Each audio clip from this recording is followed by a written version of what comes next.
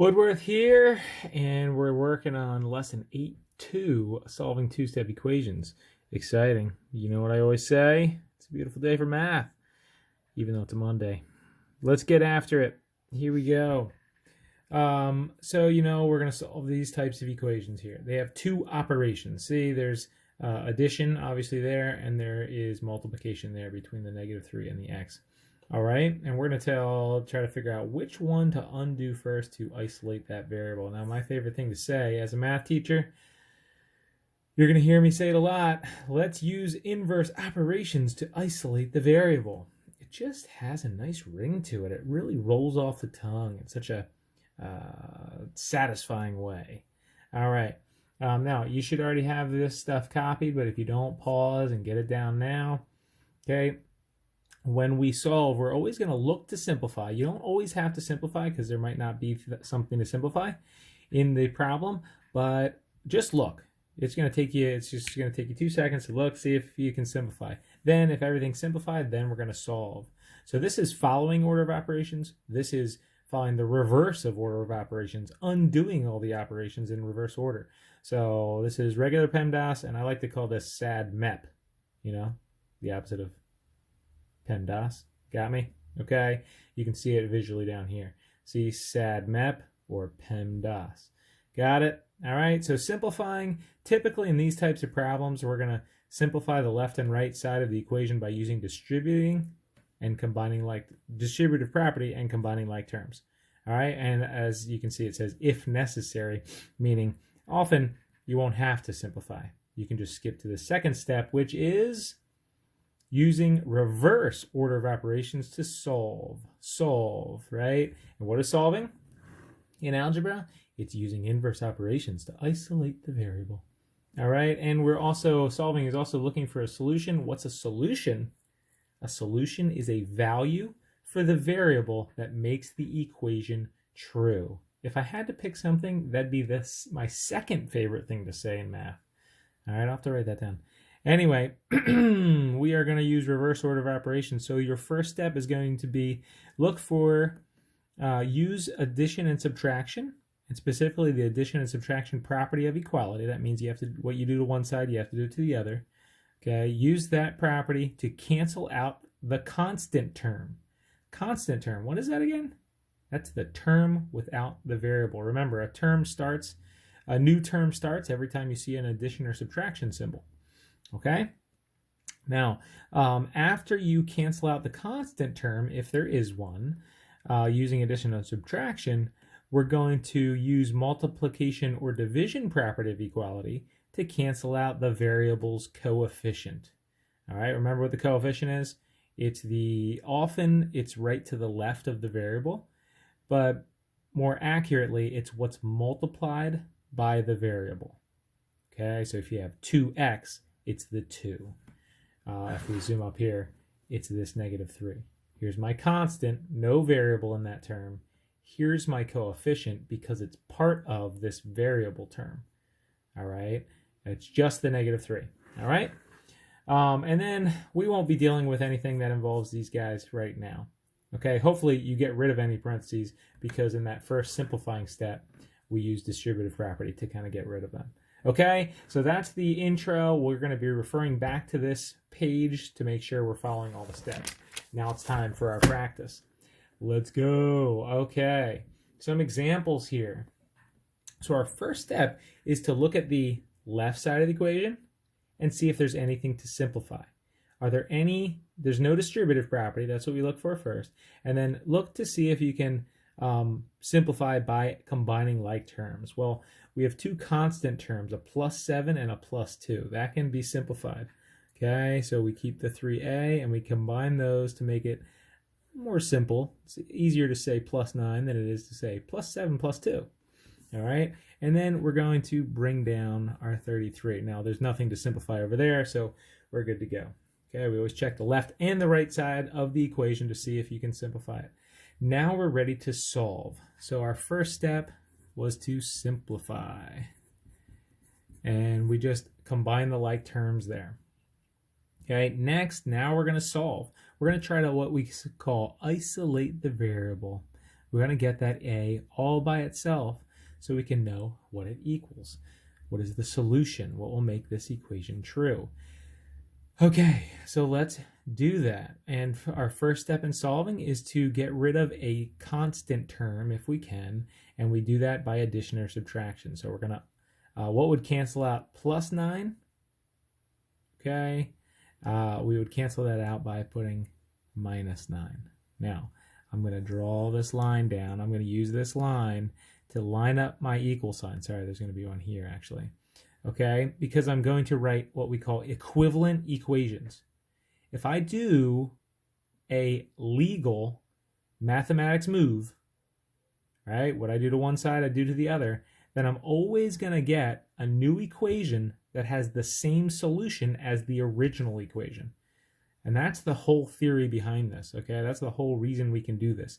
If we do this legally, this legal maneuver, the subtraction property of equality, then we're going to get an equivalent equation which will have the same solution as the original, and we do it so that we can eventually get down to an equation that tells us what the a is equal to. All right, so plus 9 minus 9 cancels out. We're going to bring down what's left over, the 3a. Okay, what did we use there? We used the subtraction property of equality to isolate that variable there. Now we're going to do 33 minus 9, which comes to 24. Now our next step, okay, remember for reverse order of operations, right? We got rid of the constant term by using addition and subtraction. We use subtraction in this case. And then we're going to divide or multiply to get rid of the coefficient of the variable. All right, so you see that we have this coefficient here. It's multiplied by the a. So what are we going to do? We're going to do the inverse operation. To undo multiply by a, we're going to divide by, multiply by 3. We're going to divide by 3. Okay, 3 divided by 3 equals 1. So we get 1a. We don't have to put the 1 identity property. Okay, 1a. And then we have 24 divided by 3, which gives us 8. Almost said 6. Anyway, so then we used the,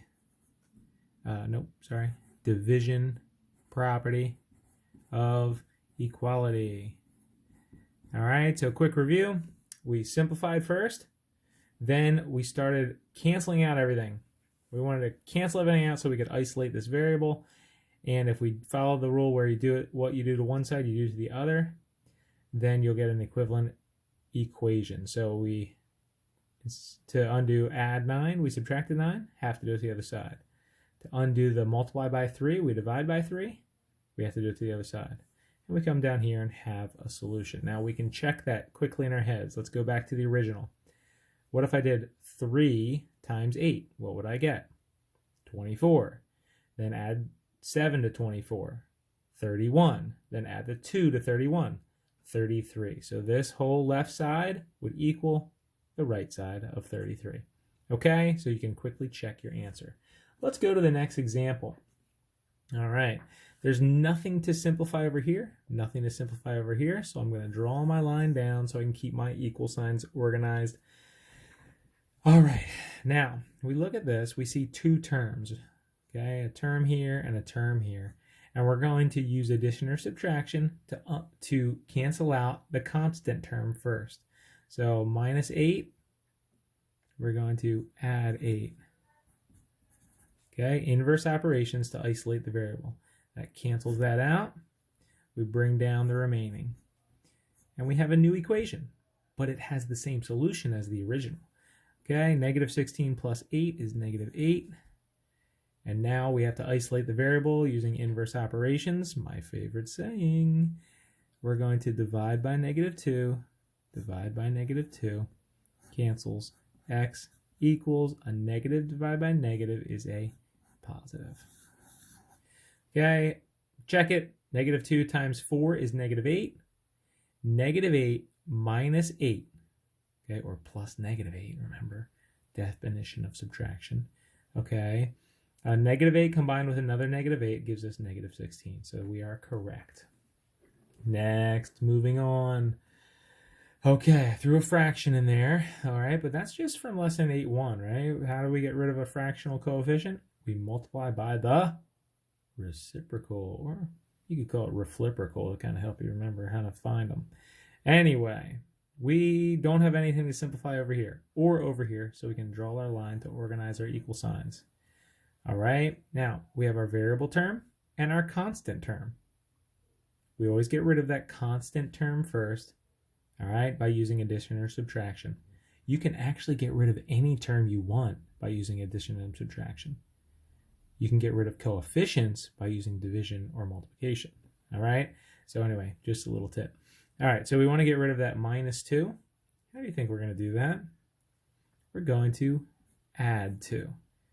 All right, and to keep that equation balanced and make sure I get an equivalent equation down here, I have to do it to both sides, right? So it cancels. 1/4 x, and that's going to be 7. Now, how do I get rid of that fractional coefficient? I'm going to multiply by the reciprocal. I'm going to multiply by the reciprocal on that side to keep it balanced and get an equivalent equation. All right, now what's a number times its reciprocal always equal? It equals 1. So that all cancels out to 1, so we get 1x, but I don't have to put the 1 because it's just extra writing. I know it's 1x without the 1. All right, 4 over 1 times 7 would give us 28.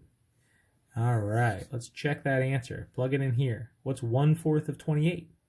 7. Minus 2, 5. It works. It makes the equation true. Hopefully it's sinking in. Now this one could be challenging. It trips a lot of people up at first. Okay, again, nothing to simplify on either side. All right, of the equal sign. So we can draw our line down. We're ready to solve. We always look to simplify first. Now, we have 2 terms here. 2 terms. Does this minus sign go with the 9? Or does this minus sign go with the t? Okay, remember, when you move left to right, as soon as you get to a minus subtraction or addition symbol, that starts the new term. So this minus goes with this t. Don't forget that. That sign is telling you about this t. It doesn't tell you anything about the 9. That's a positive 9. So careful in this problem. All right? Let's actually use the subtraction, the definition of subtraction here, and change it to plus, negative, and also the identity property, plus negative 1t. Okay, some of you can get away with kind of just bringing that minus sign down, but I want to do it this way. Now, which of these terms are we going to cancel out first? Okay, which of these ones? Right, the constant, the one without the variable. How do I get rid of a positive 9? I could add a negative 9, or I could just say, let's subtract 9. Subtract 9. Okay, I get negative 1t equals, because I just brought that down. And when I combine these, right, I have a negative combined with a negative. Okay, you should do plus a negative if you wanted. All right, but it's going to get more and more negative. So that's going to be negative 33. Nope, just joking. Negative 43. There we go. Now, how do we get rid of this negative 1 here? Well, we're just going to divide by negative 1, divide by negative 1. T equals positive 43. Now, let's check that out. Can we put 43 up here? And for t, 9 minus 43? 9 minus 43 is, yes, it would be negative 34. So that is the correct answer. All right. Hopefully you guys are hanging in there. Make sure while you're watching, if you pause and ask Mr. Woodard the question on GoGuardian, that could really be helpful. So take the opportunity to do that. Now, I wanted to do one more with simplifying.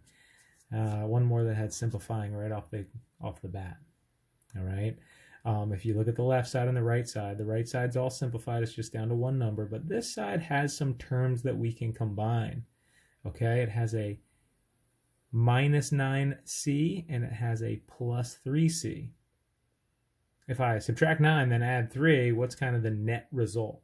Okay, the net result would be minus 6c. Okay, we combine those, bring down the 58. Now we're ready to solve. I guess I really shouldn't have put this line there. I like to only put that line there when I'm ready to solve. All right, so we have two terms.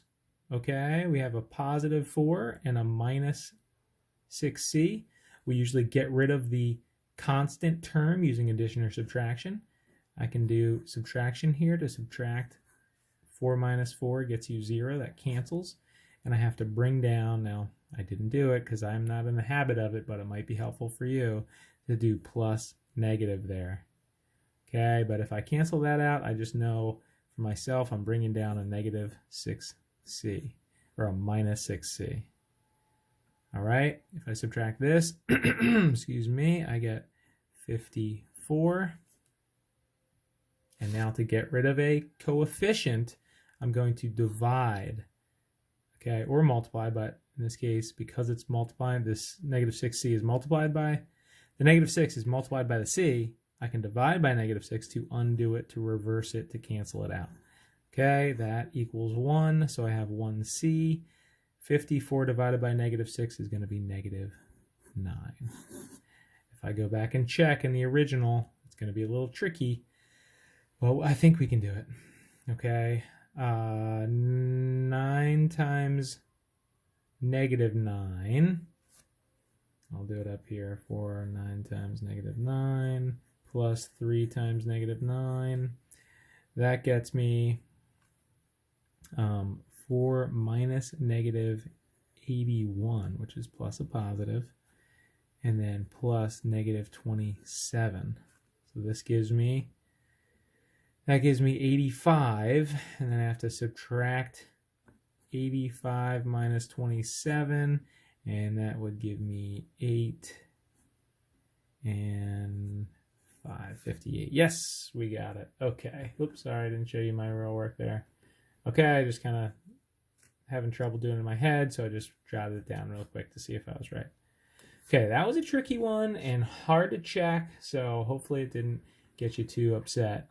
Now you have these four to practice, okay, and then I'm going to write the work down and you can check it from there. Good work, guys. Have a terrific, terrific day. And we're back, and there's the answers. Check them, please. Pause, check, and see how you did, okay? Try to find your mistakes. If you can't find your mistakes or are still confused, ask me. Please, ask, all right? We can go through some together, and you'll be just fine, okay? So work hard. Hopefully you did well on these. Pause, and let me know if you have questions. Okay? Hopefully you fixed it all up. Hopefully you're feeling good about it. It's always a beautiful day for math. Woodworth out.